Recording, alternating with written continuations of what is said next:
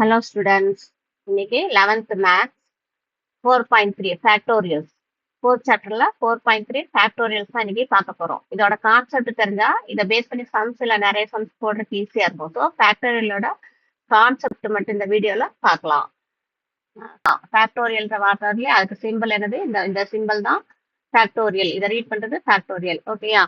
இப்ப ஃபர்ஸ்ட் வந்து பாருங்க, ஒவ்வொன்றுக்கு வேல்யூஸ் நம்ம கண்டுபிடி எப்படின்னு பார்க்கலாம். 0 ஃபேக்டோரியல். 0 ஆக்சுவலா நம்ம வேல்யூ இல்லைன்னு சொல்லுவோம் இல்லையா, 0னா வேல்யூ கிடையாது. பட் இங்க வந்து ஃபேக்டோரியல் பார்த்தோம்னா 0 ஃபேக்டோரியல்னா வேல்யூ அளவு 1.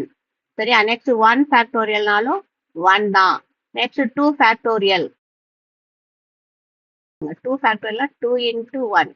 ஃபர்ஸ்ட் அந்த நம்பர் எழுதி அதுல இருந்து ஒன்று ரெடியூஸ் பண்ணிட்டே போகணும், 1 வரைக்கும் ஸ்டாப் பண்ணணும். அப்ப இதோட வேல்யூ அளவு 2. நெக்ஸ்ட் சப்போஸ் 4 ஃபேக்டோரியல் வச்சுக்கோங்க. அப்ப 4ல இருந்து ஸ்டார்ட் பண்ணி 1 ரெடியூஸ் பண்ணிட்டே போயிட்டு 1ல ஸ்டாப் பண்ணும். 4 into 3 into 2 into 1 இதோட வேல்யூ கண்டுபிடிச்சிருக்கோம். இதே மாதிரி 6 factorial. 6 factorial 6 into 5 into 1 reduce பண்ணிட்டே போகணும். எது வரைக்கும் எழுதணும்? 1 வரைக்கும் எழுதணும். 6 into 5 into 4 into 3 into 2 into 1 வரைக்கும் எழுதணும்.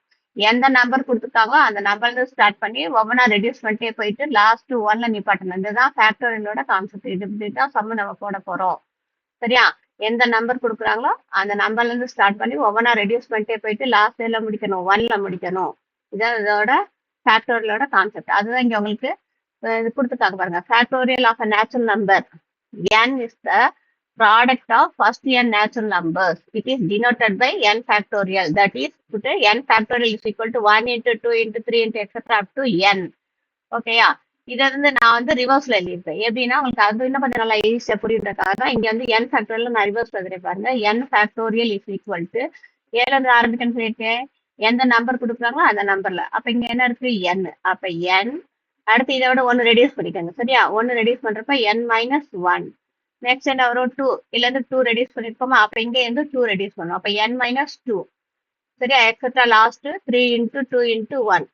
இதுதான் n ஃபேக்டோரியலுக்குரிய ஃபார்முலா. n ஃபேக்டோரியல்னா n into n minus 1 into n minus 2 etc. up to 1. அப்ப எந்த நம்பர் கொடுத்தாலும் அதுல ஸ்டார்ட் பண்ணி ஒன்னா ரெடியூஸ் பண்ணிட்டே போயிட்டு லாஸ்ட்ல 1ல முடிக்கணும். சரி, இப்ப ஒரு எக்ஸாம்பிள் ஒன்று பாருங்க. இப்ப 6 ஃபேக்டோரியல் நான் இந்த மாதிரி எழுதலாமா? பாருங்க, 6 factorial equal to 6 into 5 into 4 factorial நான் எழுதலாமா? எழுதலாம். ஏன்னா 6 into 5 into 4 ஃபேக்டோரியல் வேல்யூ அளவு 4 ஃபேக்டோரியலோட வேல்யூ அளவு வரும். 4 ஃபேக்டோரியல் நல்லா எழுதுவேன். 4 into 3 into 2 into 1. அப்ப 4 into 3 into 2 into 1 இருக்கா? அப்ப இது ரெண்டு ஈக்குவல் தானா? நான் இப்படி எக்ஸ்பேண்ட் பண்ணி எழுதாம இப்படியே கூட ஸ்டாப் பண்ணிக்கலாம். ஏன்னா இந்த ஐடியா தெரிஞ்சாதான் உங்களுக்கு சம்ஸ் வந்து போடுறப்ப ஈஸியா இருக்கும். So 4 ஃபேக்டோரியலா 6 into 5 into 4. இதை வந்து 6 into 5 into 4 ஃபேக்டோரியல் சொல்லி நிப்பாட்டிக்கலாம். எங்க வேணாலும் ஃபேக்டோரியல் வந்து ஸ்டாப் பண்ணிக்க முடியும் என்னால. நான் 6 ஃபேக்டோரியல் இப்படிதான் எழுதணுமா? இல்ல, நான் இப்படி கூட எழுதலாம்.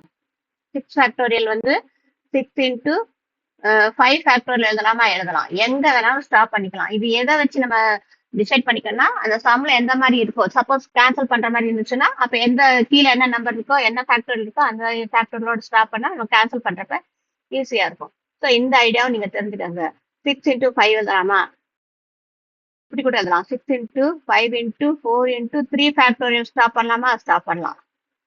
3 ஃபேக்டோரியலும் ஸ்டாப் பண்ணலாம். இல்ல 2 ஃபேக்டோரியல் ஸ்டாப் பண்ணலாமா? பண்ணலாம். எங்க வேணாலும் நீங்க ஸ்டாப் பண்ணிக்கலாம். ஓகேயா? இப்போ ஒரு ஃபேக்டோரியலோட ஐடியா புரிஞ்சதா? இதை பேஸ் பண்ணி சம்ஸ் கொஞ்சம் புக்ல இருக்கு. எக்ஸாம் சம்ஸ் நானும் கொடுக்குறேன், பாருங்க. எவாலுவேட் சொல்லி கொடுத்துருக்காங்க. எவாலுவேட். சரியா? இப்ப சப்போஸ் 5 ஃபேக்டோரியல் கேட்குறாங்க. Evaluate 5 factorial. 5 ஃபேக்டோரியல் என்ன அர்த்தம்? 5ல இருந்து ஸ்டார்ட் பண்ணி 5 into 4 into 3 into 2 into 1 reduce பண்ணி இதை மல்டிப்ளை பண்ணி எழுத போறீங்க. 5 4 are 20, 60, 120. ஸோ ஆன்சர் எவ்வளவு? 120. இல்ல செகண்ட் சம் பாருங்க. இப்ப இல்ல செகண்ட் சம் மட்டுமா? செகண்ட் சம் பாருங்க. 6 ஃபேக்டோரியல் minus 5 ஃபேக்டோரியல் இப்படி கொடுத்துருக்காங்க. அப்ப 6 ஃபேக்டோரியல் minus 5 ஃபேக்டோரியல் இப்ப நீங்க டைரக்டா பண்ணலாம். 6 into 5 into அது மாதிரி எழுதலாம். பட் அத மாதிரி எழுதாம இது மாதிரி வேற ஒரு மெத்தட் இங்க சொல்லி கொடுத்தேன் இல்லையா, ஷார்ட் மெத்தடா. எது வேணுமோ அதோட நிப்பாட்டிக்கலாம்னு சொல்லி கொடுத்துருக்கேன்னா, எது வேணுமோ அங்க நம்ம அது வரைக்கும் ஸ்டாப் பண்ணிக்கலாம். அந்த கான்செப்ட் இங்க யூஸ் பண்ணிக்கலாம். அப்ப அந்த கான்செப்ட் இங்க யூஸ் பண்றப்ப 6 ஃபேக்டோரியல்ன்றத நீங்க என்ன எழுதலாம்? 6 into 5 ஃபேக்டோரியல் எழுதிக்கலாமா? மைனஸ் இங்க என்ன இருக்கு? 5 ஃபேக்டோரியல். 5 ஃபேக்டோரியல். இப்ப இந்த ரெண்டுல எது காமனா இருக்கு? 5 ஃபேக்டோரியல் காமனா இருக்கு. வெளியே எடுத்துட்டோம்னா இங்க என்ன இருக்கும்? 6. இங்க எதுவுமே இல்ல. வெளியே எடுத்துட்டா அந்த இடத்துல என்ன இருக்கும்? 1. அப்ப இங்க 5 ஃபேக்டோரியல் இன்டு 5. சரியா? 5 ஃபேக்டோரியல் வேல்யூ இங்க ஏற்கனவே நம்ம பார்த்துக்கோமா? 5 ஃபேக்டோரியல் வேல்யூ எவ்வளவு? 120 இன்டு 5 எவ்வளவு வரும்? 600. சரியா? அப்ப ஆன்சர் எவ்வளவு ஈஸியா பண்ண முடியும் பாருங்க. நம்மளுக்கு எங்க வேணுமோ அதோட ஸ்டாப் பண்ணிட்டு போட்டோம்னா நமக்கு சம் போடுறது ஈஸியா இருக்கும். ஓகேயா? நெக்ஸ்ட் தேர்ட் சம் பாருங்க.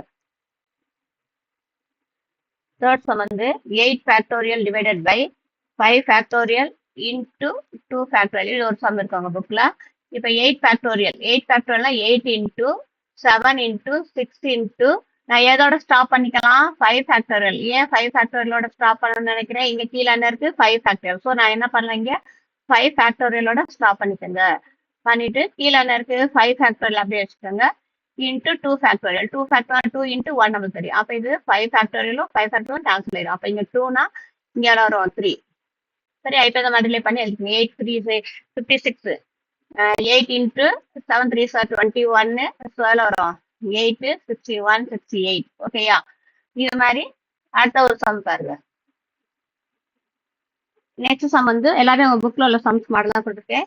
n factorial by r factorial into n minus r factorial. இது வந்து நெக்ஸ்ட் நம்ம காம்பினேஷனுக்குரிய ஃபார்முலாவா இதை படிப்போம். இப்போ வந்து ஃபர்ஸ்ட் சம்மா கொடுத்துருக்காங்க, அவ்வளோதான். when n equal to 7 r equal to 5 இப்படி ஒரு சம் கொடுத்துருக்காங்க. எவாலுவேட் இதை வேல்யூ கண்டுபிடிக்க சொல்லியிருக்காங்க. n வேல்யூ r வேல்யூ கொடுத்துருக்காங்க. ஸோ அப்படியே சப்ஸ்டிட் பண்ணிருக்கு. n வர இடத்துல நமக்கு இங்க என்ன இருக்கு? n வர இடத்துல n-க்கு வந்து எவ்வளோ இருக்கு? 7 factorial by r factorial r வந்து 5 இல்லையா? 5 ஃபேக்டோரியல் இன்டு 7 மைனஸ் 5 ஃபேக்டோரியல். இப்போ இங்க வந்து 7 ஃபேக்டோரியல் நீங்க என்ன செய்யலாம்? இன்னும் ஒரு ஸ்டெப் எழுதி கூட இல்லைங்க. 7 factorial. Okay, 7 factorial by 5 factorial into 2 factorial. இப்போ இதுல வந்து 7 ஃபேக்டோரியல் நான் எதோட ஸ்டாப் பண்ணிக்கலாம்? 7 இன்டு 6 இன்டு 5 ஃபேக்டோரியல். ஏற்கனவே சொன்ன அதே ஐடியா தான். இங்க 5 ஃபேக்டோரியல் இருக்கனால இங்க நான் என்ன செய்யலாம்? 5 ஃபேக்டரோட ஸ்டாப் பண்ணிக்கோங்க. அப்ப இங்க என்ன வரும்? 5 ஃபேக்டோரியல். சரியா? 5 ஃபேக்டோரியல் இன்டு 2 ஃபேக்டோரியல். சரியா? அப்ப இங்க 5 ஃபேக்டோரியல் ரெண்டு கேன்சல் ஆகும். 7 6 42 பை 2 ஃபேக்டோரியல் 2 இன்டு 1. அப்ப இதை கட் பண்ணீங்கன்னா எவ்வளவு வரும்? 21. ஸோ ஆன்சர் எவ்வளவு? 21. புரிஞ்சது அந்த சம்மெல்லாம்? இது மாதிரி உங்க புக்ல நிறைய சம்ஸ் இருக்கு, ட்ரை பண்ணி பாருங்க. டவுட்னா வீடியோ கீழே கமெண்ட் பண்ணுங்க. நெக்ஸ்ட் வீடியோல வெயிட் பண்ணலாம். Okay, thank you.